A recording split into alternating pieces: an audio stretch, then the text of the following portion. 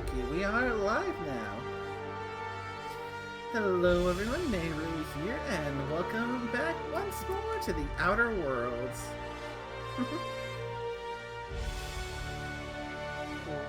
After last night, I just got way too hyped up with us being so close to the end. So I figured, you know what? It's not the first time we've ended up doing the Outer Worlds back to back in this stream. And since we are so close to the end, let's go all in and finish things. So if you were here for last night's stream, you'll know that we've gotten finally to the point of no return. Once we cross this threshold, there's no going back. So if if there's anything we haven't finished yet, now's the time to do it. But we've finished pretty much everything save the last of the science weapons, so if you want to see the rest of those, well, I didn't really use the science weapons too much because the build I went for this run didn't really lend myself to using them all that much. So you'll have to play for yourself in order to experiment more with science weapons. That ain't true.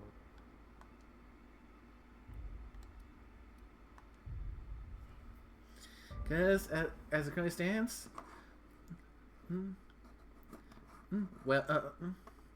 Wells has been taken by the board. So it's up to us and the crew of the Unreliable to go and bust him out before the board can either torture him or execute him. So, taking one last look around my captain's cabin, taking in all the various trophies I've gotten from my adventures along the way.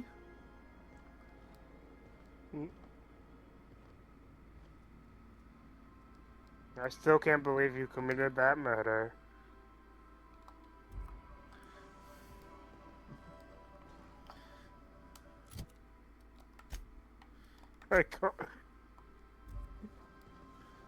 I see. He cold.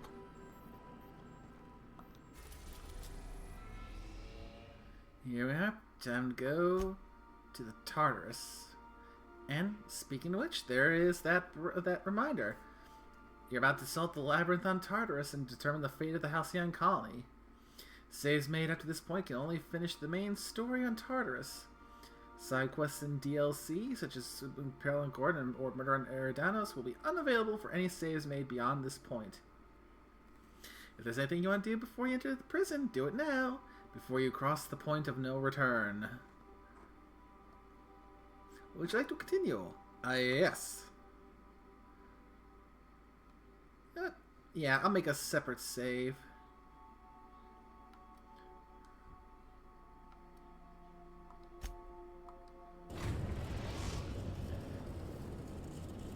Because, yeah, once we finish this... I am pleased to inform you that we have arrived at the labyrinth. Please be advised that the punishment for trespassing is execution. Please be advised that electrical storms on the surface of Tartarus make departure impossible at this time.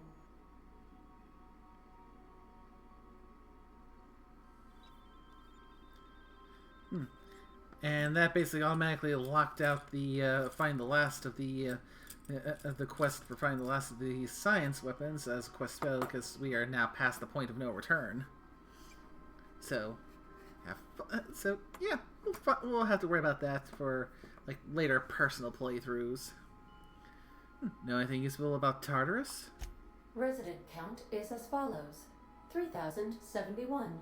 Resident deaths, including but not limited to executions, are as follows: 1,684. Resident escapes are as follows: 0. The interior can be chilly. Take a scarf with you, Captain. I would also ask that you leave your captain's ID with me, in the event that you do not return. You promise not to leave without me? I can make the assurance that I will not leave with another captain unless you do not return within 876 million, 541,652 hours. Oh, speak of the devil. Captain, I am receiving a transmission from the prison's docking authority now. Attention, unauthorized spacecraft. This is a maximum security installation. Your presence here is an explicit violation of UDL corporate policy. You are hereby confined to your docking platform until a ticket detailing your crimes has been filed and notarized, at which point your vessel will be seized and you will be executed. How long will that take? I wager it'll take a bit longer than it takes you to lose your patience and storm out of your ship looking to get shot. To be honest, that'd make my job a lot easier. You come out, we shoot you full of holes, and then everyone goes about their day worry-free. Except you. You'll be dead.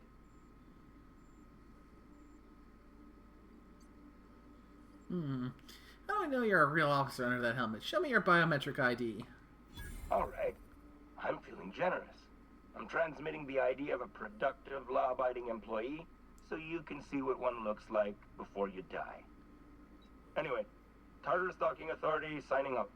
Hang on. Another ship just pulled into your dock. Wait, is that from the Groundbreaker? What the? Pay no mind to that. Just have a pleasant day. Transmission terminated. Biometric ID received. Transferring data to external cartridge. Sucker. How can I be of assistance? Talk to you later, Ada. I'm guessing you need biometric to get in or something. Biometric ID will probably be helpful. Yeah. Going with Parvati and Sam, because Parvati never leaves the party, and Sam's got some good acid damage. Because we're undoubtedly going to come up with things that have armor.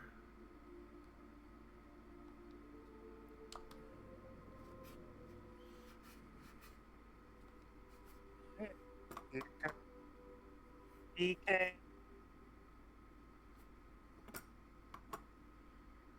Yeah, it kind of broke up there a little bit.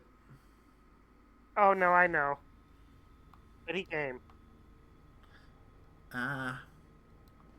It cold. I know you said I called. Volume now. Oh. Captain did right by us once. Yeah. Now it's our turn. Alright, that's what the The board biometric will ID never is override for agreements. Not while I agree. it's for the stealth glam. Stay down, hullhead. And I don't know we've why, got some backup. Ooh. I don't know why, I just love the whole thing, like it's stealth in games. I'll get you, son of a bitch. You duck. Where the fuck do they go? Stay down, hullhead. Like, somehow ducking makes you invisible. Or you could just be Skyrim's curse. You mean?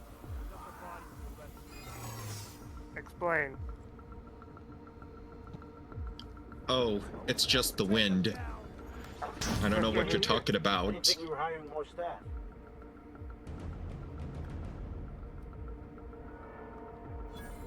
Oh, no. Don't tell anyone, please. Whew. Thank you. No pressure! What was that?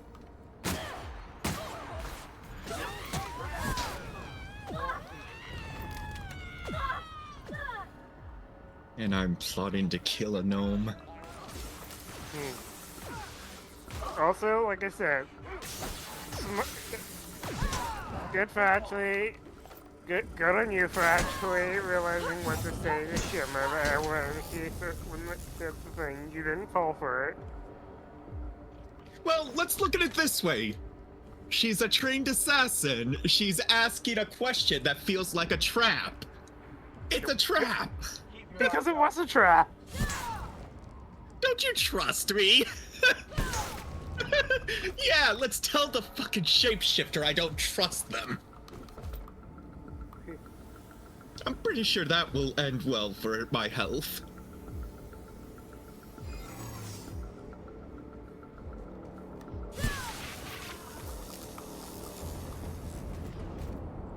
Exactly.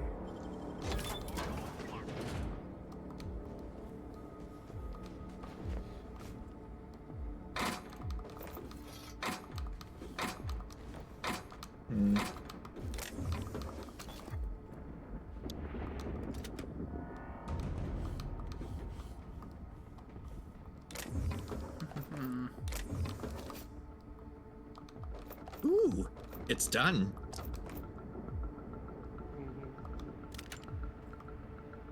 Hmm. You know what? My T camera has gone off.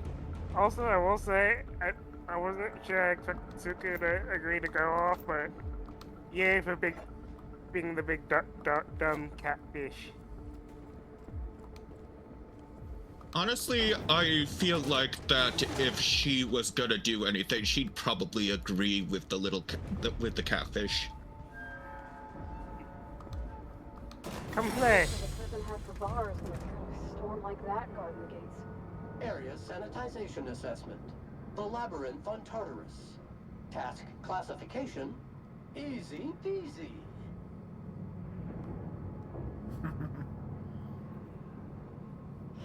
Okay, that's pretty cool armor for Pavati. Mm-hmm. Best armor I could find goes straight to her. Would you like Sam to tidy up this area? Waiting for confirmation command. Confirmation command not received. Damn, you didn't give me a goddamn chance.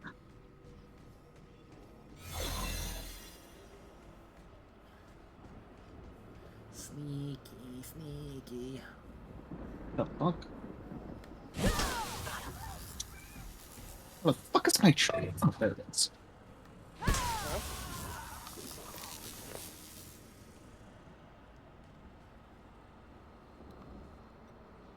Yes.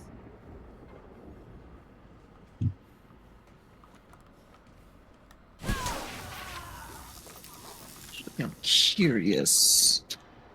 Fuck. Well, that was really blind as fuck from him. He like walked right into you.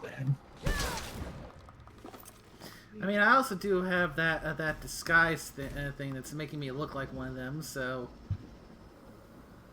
that helps. Yeah, yeah, but at the same point, I'm just trying to imagine, like, just seeing like your coworker, somebody who looks like your coworker, just like everyone walked the dinosaur. Unless people at the court just they're just weird like that. Well, given what this colony is like, I wouldn't rule out just all these corporate troopers just being dumb. Me at the same point, maybe they're just like, dude needs to cut loose. I get it, you know. Can't be strict. I do it all the time.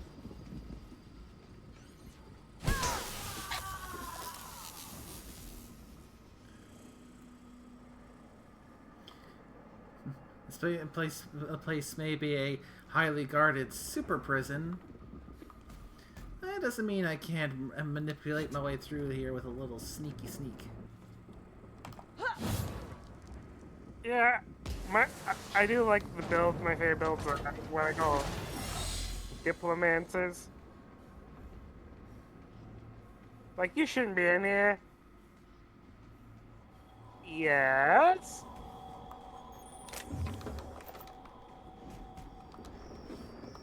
Pretty much random bullshit go.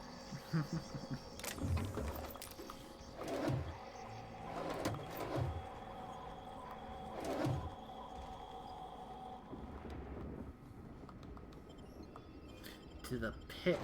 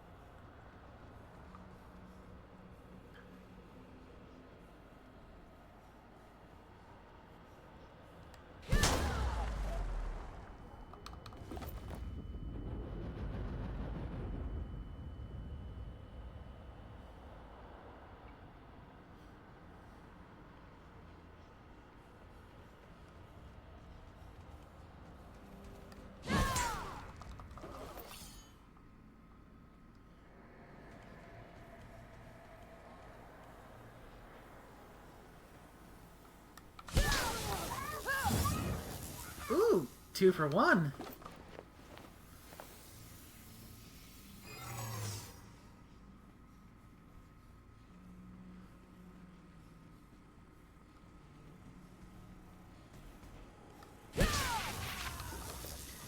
Sneaky.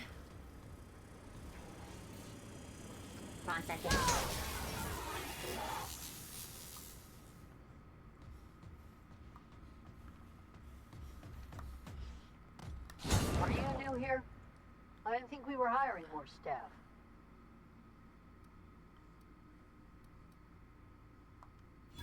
Oh, that's great. Thank you, ma'am. Yes, ma'am.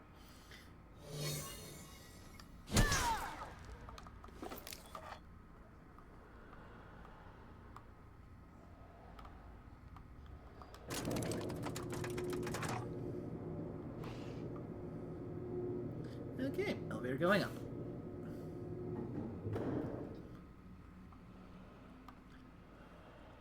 So I suspect I'm going to have to take the long Let's go, way troops. around. Stellar base counting on us. Oh, now I got some of the iconoclasts here.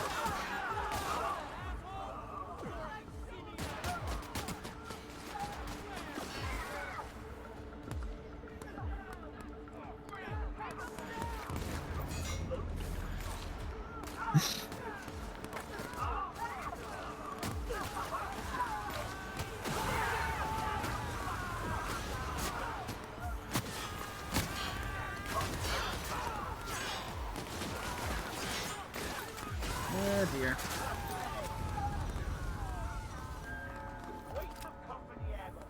And trading on their phones. Oh, you're...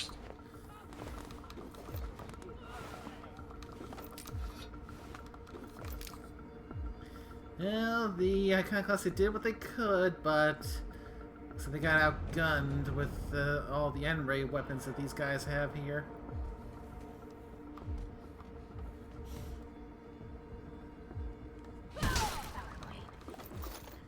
That's one of the reasons why I am quietly sneaking around.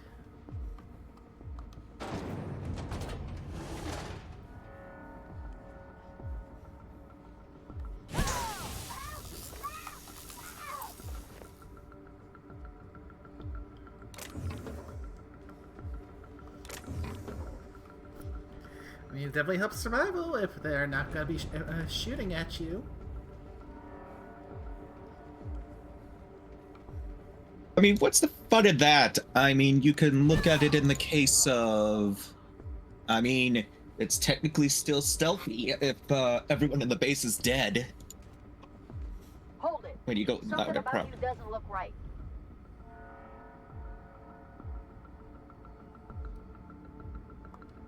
That's not what I'm saying. Wow. Forget I asked. Enter in quiet mode.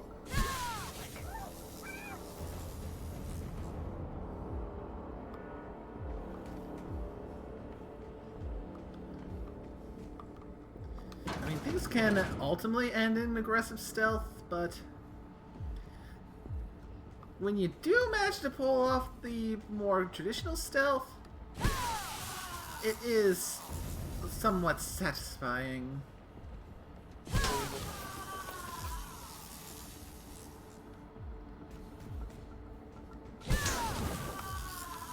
Especially if you're gearing yourself up to be more of a glass cannon.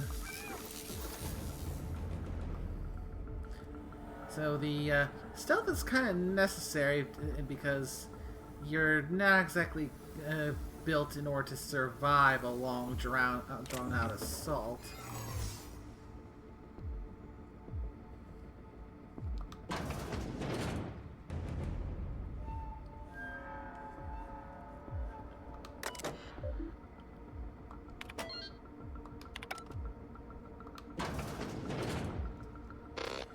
Well, look who it is.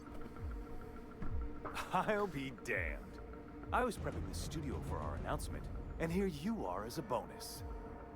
I had heard you'd taken a mechanic under your wing. What's the matter, girl? Couldn't find actual employment? The captain's treated me right. better than any of you bored folk ever have. I'm exactly where I want to be. And... oh, I had heard you were dragging around a repurposed janitorial mechanical? My staff jokes that it's because you're a walking pile of refuse. Interactive database updated. The unique organic substance labeled Chairman has been classified as filth, imminent for incineration. When you go off, Oh, nice one, Sam. The face. Yeah, that was actually a good burn. Very nice. Chairman Rockwell, I presume. My word. You've correctly identified the most recognizable man in the colony. Remarkable. It's a wonder what Phineas saw in you. Then again, he's an insane person. Thankfully, he's our insane person now. A proper company man. Please. Phineas would rather die than cooperate. Yes, he is an extraordinarily obstinate fellow, isn't he? Fine, he isn't working for us per se. Semantics, he'll come around. But that's between us. As far as my adoring citizens will know, we've turned a dangerous crackpot into a working-class man. It's a miracle.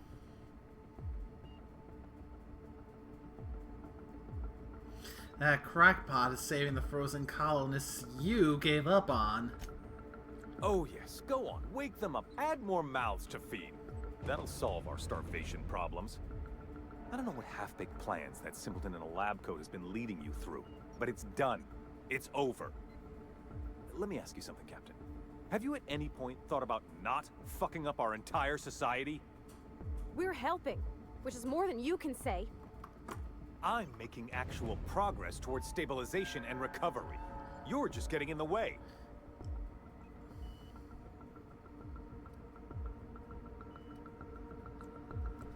You prefer to keep riding this downward spiral? I can fix this place.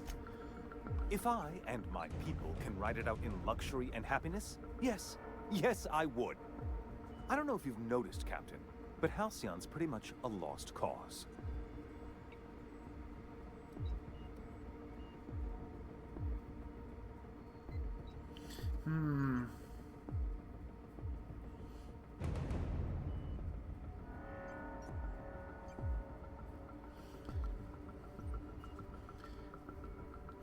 Got a few options here.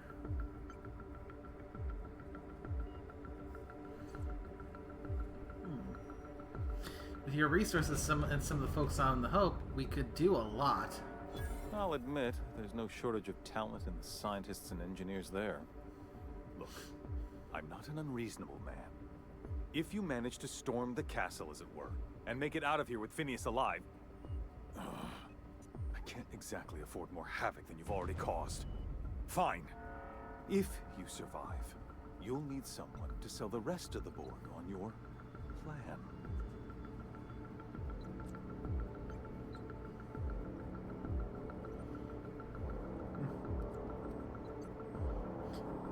You're damn right you will.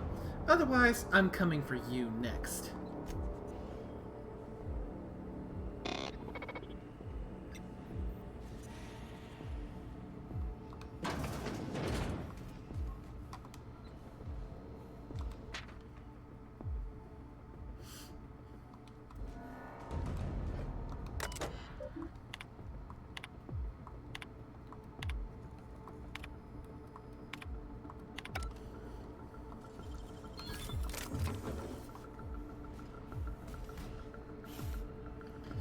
At this point, I don't really fully expect that that weasel to hold up to his word. But if he does, I'll be pleasantly surprised. If he doesn't, well, as I've said, he'll be next. For now, let's continue the climb up to find Phineas. And he doesn't seem to realize that every alarm that's been tripped has been I'm not one for rousing speeches, but the captain. You know, if we find Phineas, you think we'll find Ferb? Oh, MSI is broken in now. You've So pretty much every group we've allied ourselves with so far has been seen fit to make an appearance to help here. nice. See times like this, it's when it's good to not be an asshole. Mm-hmm.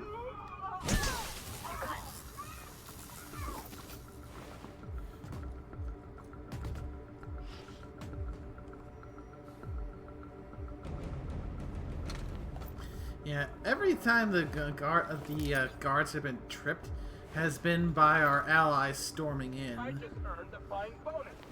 So far, we ourselves have not set off a single alarm in our coming through here. Because we've been proper sneaky.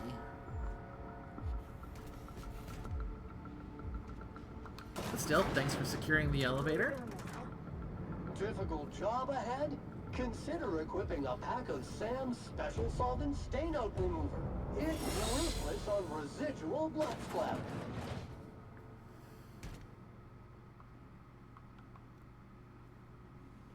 Captain, you have an uncanny talent for complicating my life.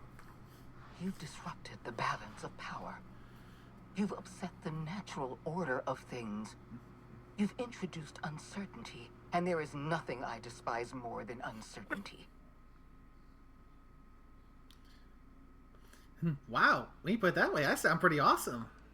Typical. Running your mouth in the middle of a crisis. It's almost as if you delight in chaos. My report said you were simple-minded. I simply never imagined you'd be stupid enough to throw the entire system into chaos. You underestimate my stupidity. A long time ago. You were always too dangerous to leave unchecked.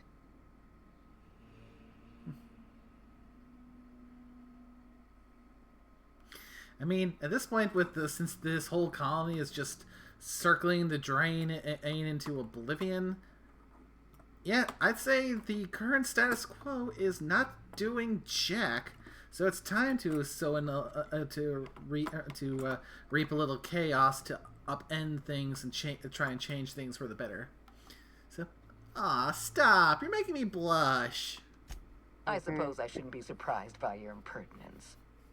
Leaving you alive was my greatest mistake, but it is a mistake I intend to correct. I have Dr. Wells in my custody. Once I've secured his cooperation, I can move forward with the program. I can repair the damage you've done. I can set things right.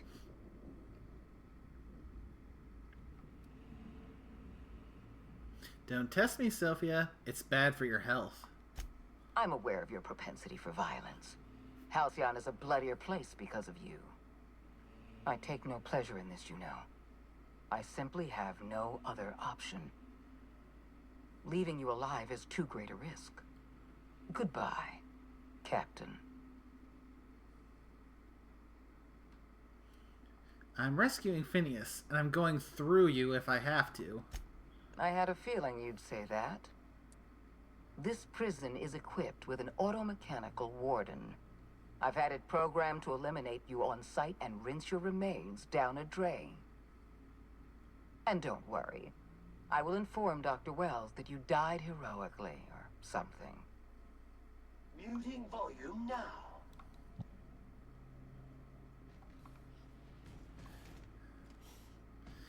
Okay, that one's sealed.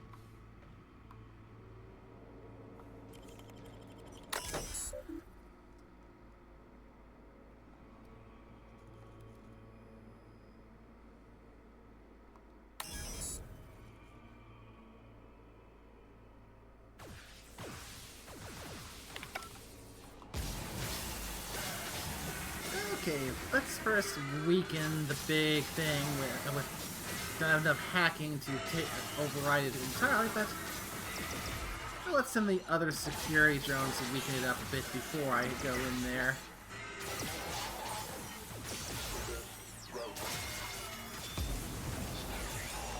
So boss, sub-boss? Returning to patrol mode. Final boss, more or less.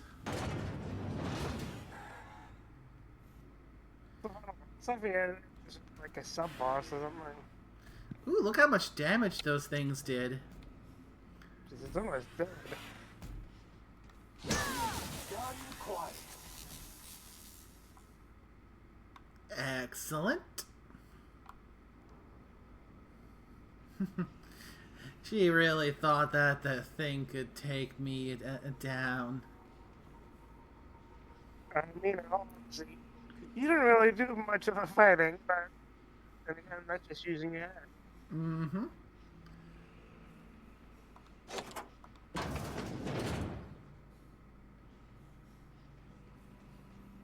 You're supposed to be dead. Oh. I can fix that.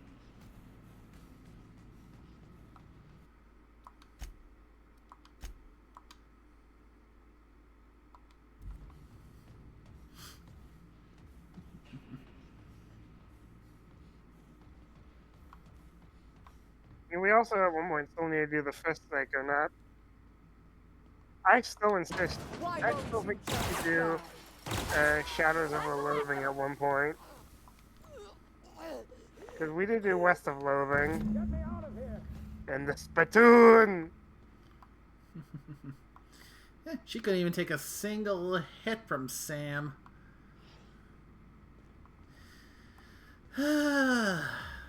Poor or deluded fool.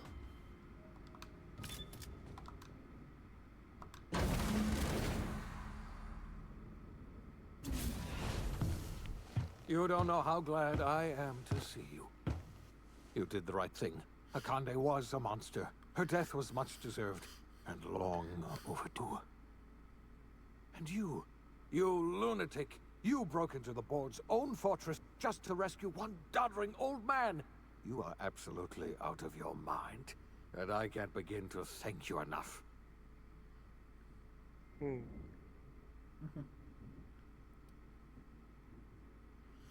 know I wouldn't let anything happen to you, Phineas. I know, my friend, I know. And now it's finally over. The board's finished. It's only a matter of time before the entire system slips from their grasp. You've broken the board's stranglehold on this colony, and you saved my life. But there's still so much we have yet to accomplish. You and I are going to have to work harder than ever to save Halcyon. I'm afraid the situation is far worse than any of us ever anticipated.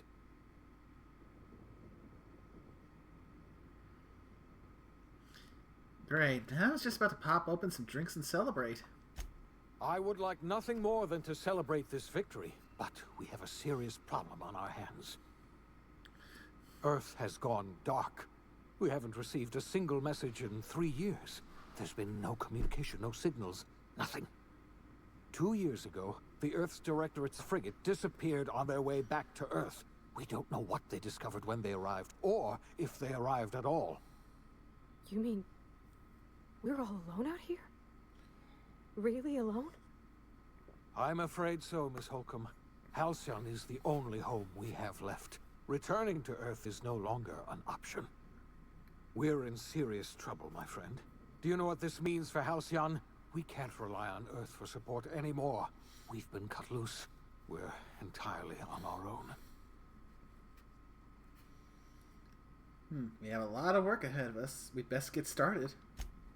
Yes, we do. You've done a marvelous thing. You've succeeded where anyone else would have failed, including me.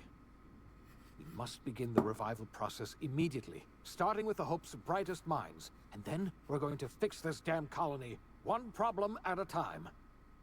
We're going to need a leader, and I can't imagine a better person for the job than you. What do you say, old friend? Will you help us?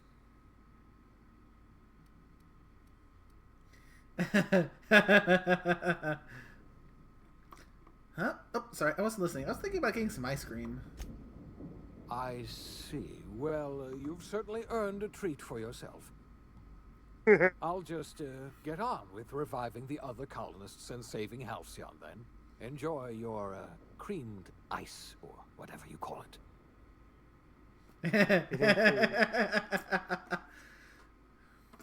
I like the idea, like a... So why did you save the day? The OSI teaches They said I that could have everything ice in the cream. universe happens according to the grand plan. But the stranger that arrived in Halcyon was an unplanned variable. From the moment he landed in Emerald Vale, his actions altered the course of history. The events on Tartarus brought about the end of the board's authority. But the board's mistakes would haunt the colony for decades to come. The damage they left behind would require the work of a generation to repair. Dr. Phineas Wells began reviving a handful of the Hope's colonists. Engineers, scientists, technicians, and intellectuals. They were among the brightest minds the Earth had ever sent out into the stars. The Hope scientists and engineers woke up in a colony descending headlong into total collapse. With no way to return to Earth, they had no choice but to band together and devote themselves to the cause of saving Halcyon. The people of Halcyon were nothing if not hardy. In the absence of the board's authority, many of the colony's settlements banded together with a single purpose in mind: survival. Life was especially hard in the years to come. Some towns dissolved by attrition and starvation, but most of them found a way to carry on. In the years to come, Halcyon was forced to reckon with its newfound freedom. The board was gone, and for better or worse, the colony was responsible for its own destiny. Between MSI's worker-centric policies and the iconoclast's manpower, Sanjar and Zora were able to rally many of the Terra 2 townships to their cause. MSI's workforce swelled, and the iconoclasts enjoyed a significant surge in their ranks. The board was too distracted by infighting and internal politics to stop MSI from becoming a powerful corporation and a refuge for townships that might have fallen through the cracks. Consumed by paranoia, Lilia Hagen took Sublight Salvage in a controversial direction, openly accusing board officials of an extraterrestrial conspiracy. One day, an accident at the Groundbreaker's docking bay silenced her forever. Time would tell if her replacement could keep the Sublight family together. Adelaide McDevitt replaced Reed Thompson as the leader of Edgewater. She and her followers transformed Edgewater in their image. Anyone loyal to Reed was pressured into leaving town, and those who stayed behind adapted to her way of life. Adelaide transformed the old cannery into a new garden. The nearby Edgewater Cemetery provided a convenient source of fertilizer. Under the leadership of Junlei Tennyson, the Groundbreaker held firm against corporate influence. The ship's mechanical stability gave Junlei the time to educate a promising generation of engineers schooled in her family's traditions. The future of the Groundbreaker looks promising. The rediscovery of the Hope and the abandonment of the lifetime employment program forced Byzantium to come to terms with some uncomfortable realities about the state of Halcyon. While Byzantines were reluctant to surrender the luxuries they'd grown accustomed to, the board's diminished authority gave them little choice in the matter. Nearly everyone had to learn to make do with less. Some even had to get jobs. It was a dark time indeed. Even the gold though a distant enigma, most of Halcyon felt the aftershocks of your actions. Olivia and Minnie Ambrose worked together to cure the marauders Adrena Time had created. Through their partnership as scientist and administrator, they discovered the harmony that had eluded them as mother and daughter. And through years of patience and effort, they discovered the means to wean Halcyon from the scourge of Adrena Time. Their work eventually allowed Wells and his scientists to treat many of Halcyon's marauders. As their addiction waned, the colonists who had lived for so long under the thrall of Adrena time returned to their communities and loved ones, and joined in the effort to save Halcyon. In spite of everything, the Gorgon asteroid remained a sobering reminder of the potential for progress and disaster in humanity's most ambitious efforts. The Rizzo's company in Halcyon dissolved after the collapse of the board. Needless to say, the launch of Spectrum Brown was indefinitely delayed. A stockpile of Spectrum Brown remains buried deep beneath the ruins of the old distillery, abandoned to time and attrition. With the dissolution of the board, Ruth Bellamy found herself without the two constants in her life: Byzantine culture and her sister Belinda. In the face of this new reality, she struggled to find a direction for her life. The colony had moved on from Halcyon Helen and would require new heroes in the years to come. And so Ruth Bellamy decided it was time to exit stage left. She quietly disappeared from public view. The dissolution of the board did not mean the dissolution of the ambitions of Cedric Kincannon, the charismatic leader of Sublight Underground. Cedric offered Slug's transportation services to the newly thawed colonists and set to work ferrying resources and food wherever they were most needed. For better or worse, Slug headgear became fashionable in the following years. As the board began to disintegrate, Spencer Woolrich found himself at a crossroads. Cling to what little stardom remained to him, or help usher Halcyon into its new future. To the surprise of many, perhaps himself most of all, Spencer chose the latter option.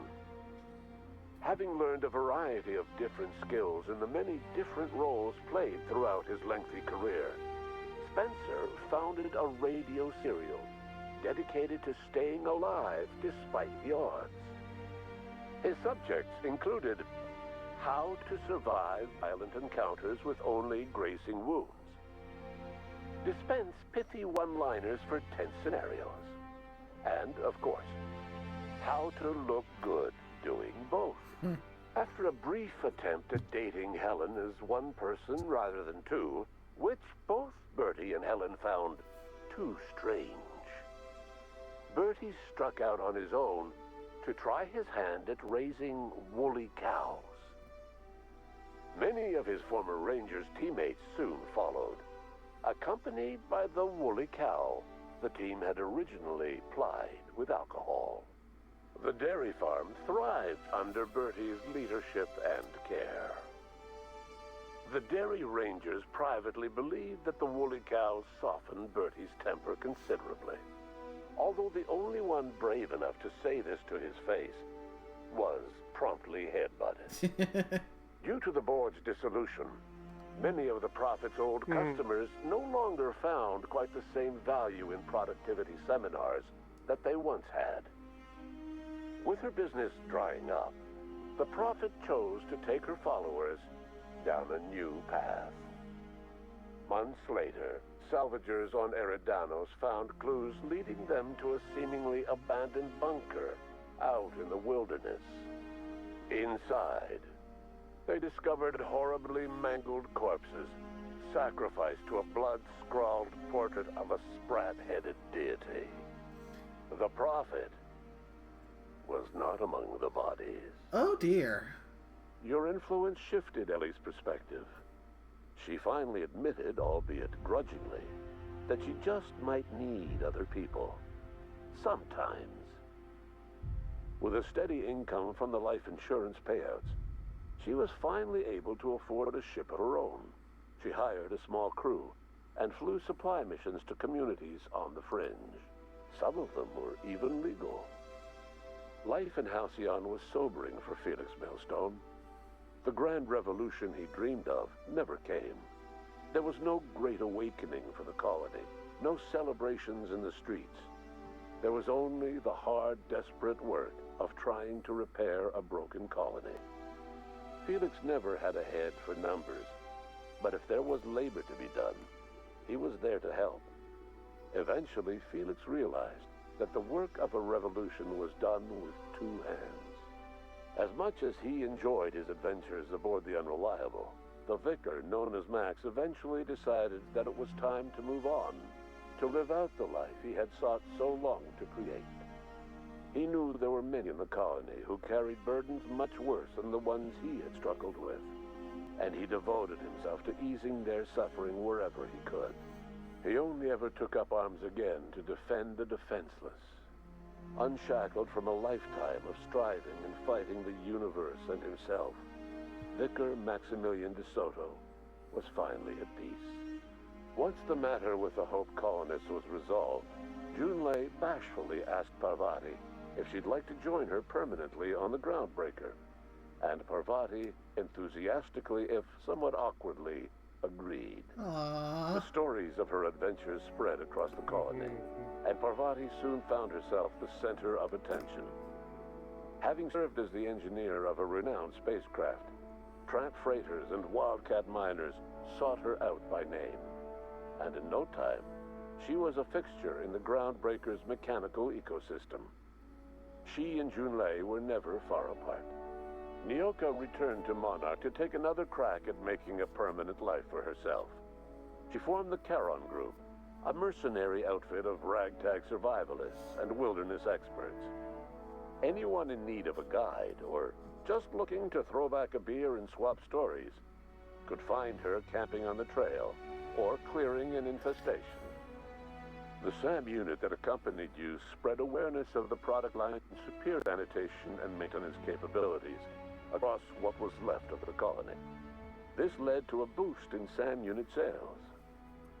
Did you know that SAM units are the longest-lasting, toughest-acting cleaning solution in Halcyon? Minister Clark was released from house arrest, and his contact with you gave him a sense of renewed purpose and vigor.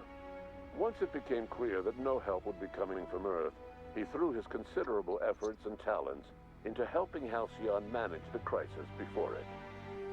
Chairman Rockwell served as the public face for the changes in Halcyon to come. Whenever you needed strings pulled or a voice to sell a policy change, Rockwell was only too happy to oblige. As for Dr. Phineas Wells, he spent his remaining years in his orbital lab. He eventually came to terms with his own past and was able to forgive the mistakes of his younger self by devoting his remaining years to serving the colony. Dr. Wells was able to revive many more scientists and engineers than he first expected, thanks to the additional batch of chemicals you stole from the Ministry. Wells never forgot about the human lives that were lost in acquiring these chemicals. In the end, Dr. Wells was able to save every scientist and engineer aboard the Hope. Over the next decade, nearly all of the Hope's remaining colonists were successfully revived. Halcyon saw a period of rapid technological and scientific advancement.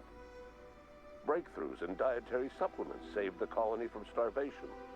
Geoengineering projects and social reforms began to change the structure and character of the colony. Dr. Wells laid the groundwork for the project to save the colony, but he would never live to see the fruits of his labor. He passed away a few years later. His work was carried on by the scientists and engineers he revived. Today, Halcyon has stabilized. The people of the colony work hard to adapt to their new circumstances. Nearby colonies send aid and supplies. Life will never be easy in Halcyon, but for the first time in its history, there exists a sense of real, genuine hope about the future. And what about you, the unplanned variable in the history of Halcyon? You brought an end to the chaos on Tartarus, and left Dr. Wells to save Halcyon on his own. You had more pressing matters to attend to. As you tasted your first scoop of Rizzo's partially emulsified, semi-frozen milk-like dessert, you realized something. All your troubles, all your adventures, all your struggles and choices, they had all led to this single moment. and it was all worth it. No one knows what's happened to Earth, and no one knows what the future has in store for Halcyon. All we know for certain is this: the name of the Unreliable and that of its intrepid captain will remain the subject of countless stories for years to come.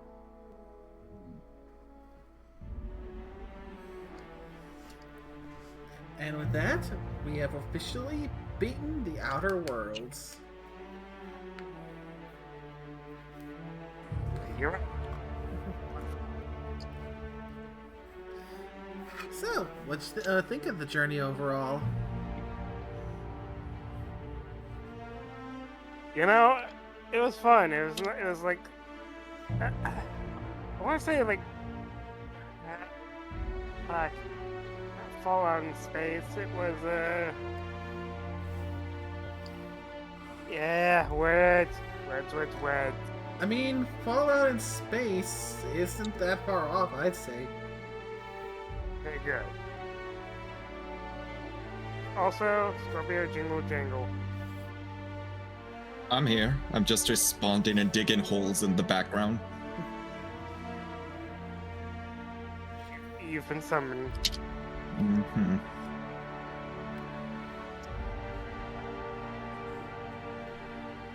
Digging holes. Does that make you a gopher now?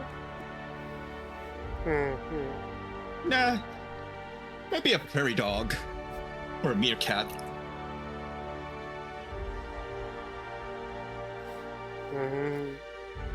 Because thinking on how that goes, I'm reminded of a certain scene from an old comedy movie that involves gophers, a golf course, and a whole lot of dynamite.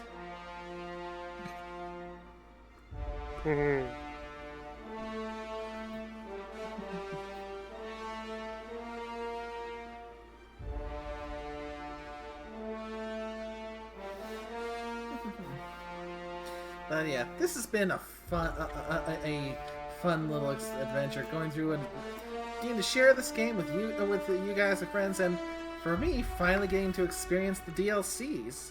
Because, as I've said before, I played this game a lot, but only the base game. I never got a chance to play the DLCs before this stream. So, Murder on Eridanos and Peril on Gorgon, those were all new experiences to me.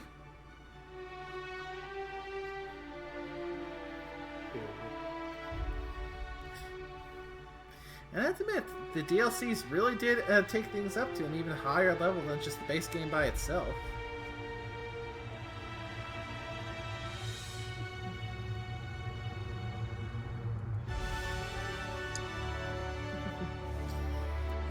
And technically, we are far from done, because now that we've finished the Outer Worlds 1 here, let's say once the credits are done rolling and we and we take a little short break, we'll be immediately restarting and starting up the Outer Worlds 2. So that's going to be all new here.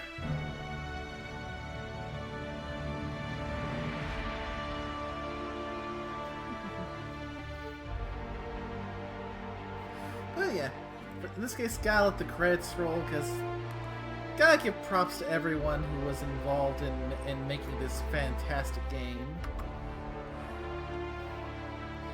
I mean, yeah, compared to the size of, like, Fallout 3 or Fallout New Vegas, the Outer Worlds 1 is a bit of a smaller, more condensed thing, but it's good. It still has that exploration, that adventure, that looting. It's a lot more colorful than some of the Fallout games are, and it's got that wonderful sense of humor.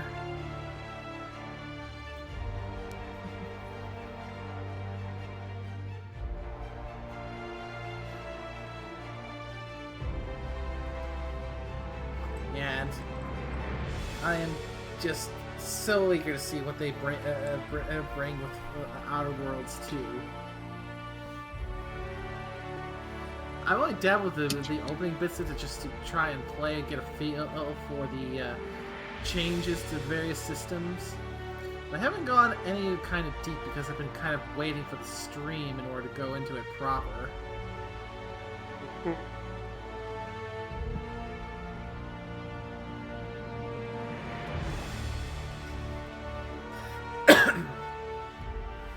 So yeah, I mean, to see among other things, what kind of allies are we going to end up getting in this new one? That's a good question. Because whatever allies we get, they're likely going to still be fun in their own way, but I'm not sure if there's anyone that can top the bean that is Parvati.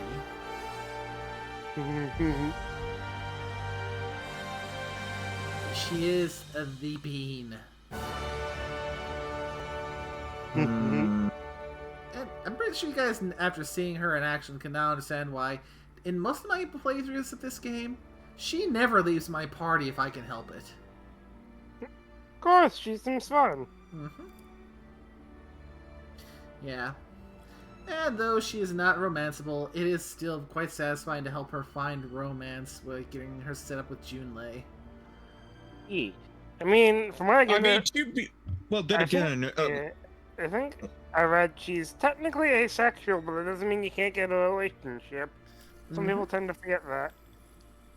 Well, to be fair, a character technically doesn't have to be romanceable to be a good character. I mean, if we looked at the fuck, why is the name slipping? Oh, Mass Effect.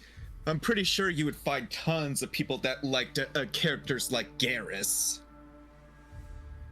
Yeah. As a strong character, even if they played a side they couldn't romance them. Because, I mean, come on, who wouldn't want a bro like that on the team?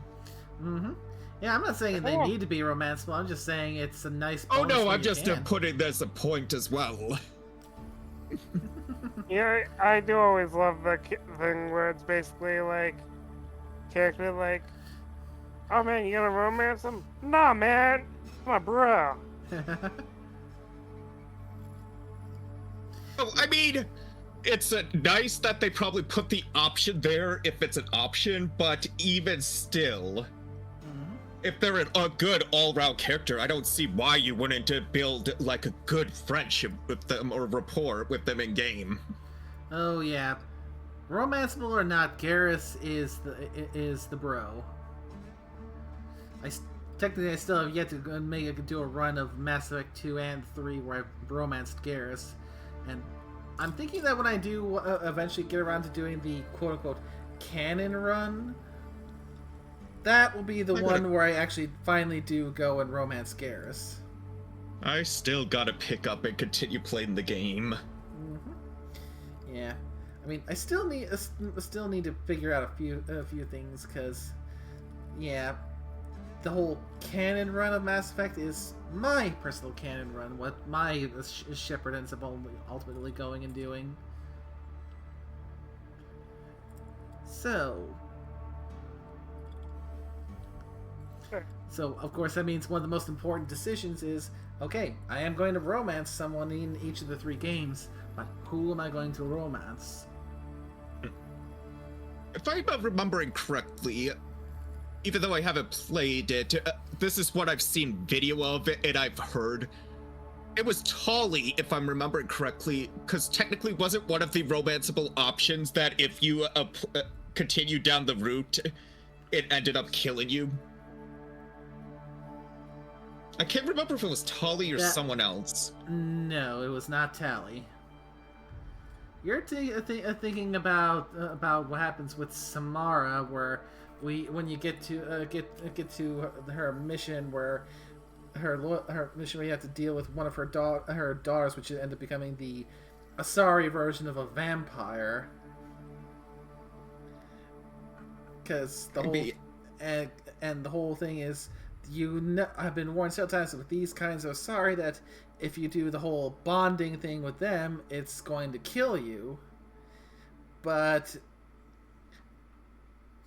she ends up trying to make you think that you might be strong enough to survive, and oh wait, you're dead because you had to go renegade, and then you had to go full on Captain Kirk.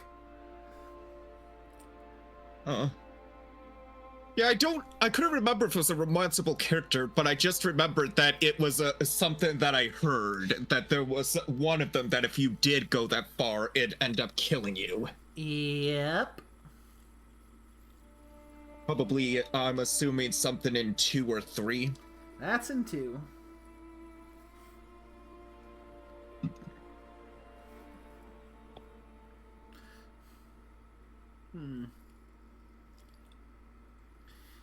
Yeah, for that whole can run, aside from things like picking a hoot or a romance, I also need to decide, okay, what classes do I want to run?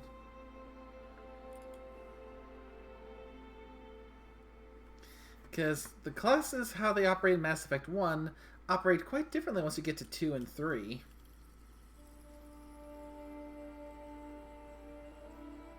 I can't remember what a class I ended up running. I'm going to assume that, if I'm not mistaken, it was probably a sniper class, I think, in my playthrough.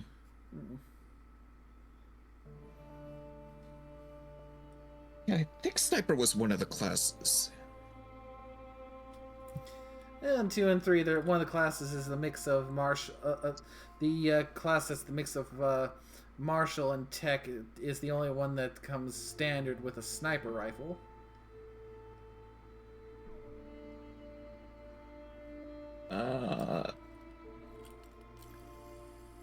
I'm looking, let's see, Bastion, Commando, Medic, Shock Trooper, part of Nemesis.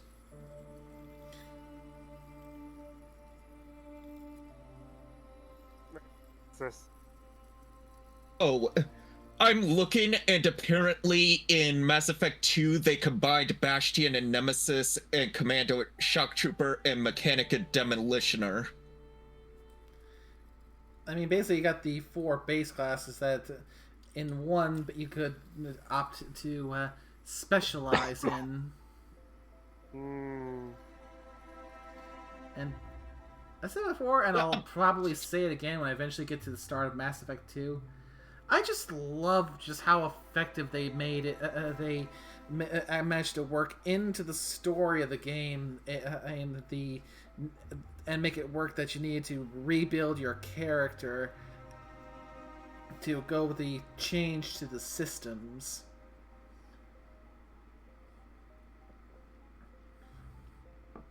Shit. Because I'm looking at the most effective classes, and yeah, I can't even remember which one I fucking took. Yeah, I mean, the things like Soldier, Vanguard, Adept.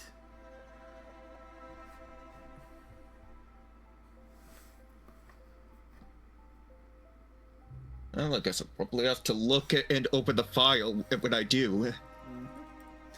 Yeah. I'm pretty sure that... I can't remember what I took, I just know that I always favored the sniper variant. Yeah. So, I want to say Sentinel, if I'm remembering correctly, is what you're looking for.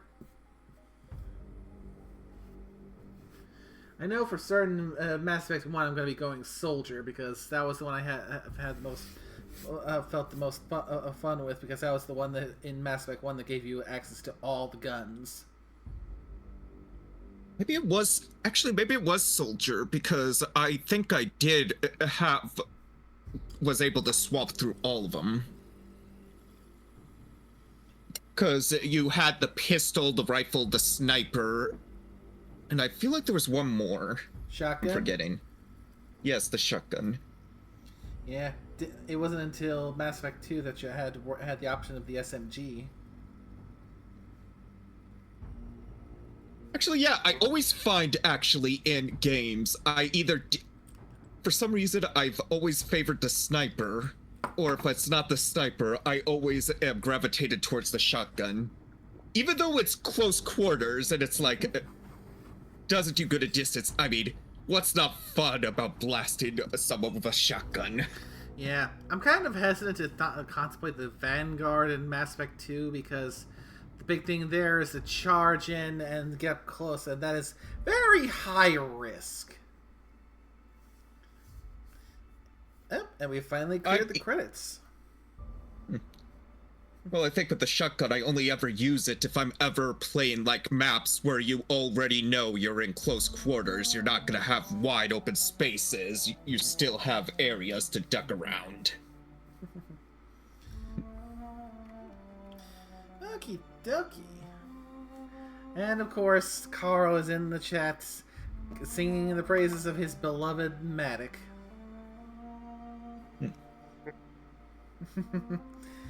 He really does love that rifle. But okay, so at this point now we are going to take a little break. We're going to stop the stream for a few minutes while we separate the Outer Worlds 1 and boot up the Outer Worlds 2, because we are going full on forward into the new adventure. So for those of you watching, stick around. We'll be right back, and the adventure will continue. And for those who end up watching this as the VOD afterwards, or it's over on YouTube, or while it's still available on Twitch, thank you so much for coming to join me for this adventure in the Halcyon colony. Hope you all enjoyed the Outer Worlds, and hope you all will enjoy the Outer Worlds too. So, bye-bye for now, and we will be back very shortly. Be right back!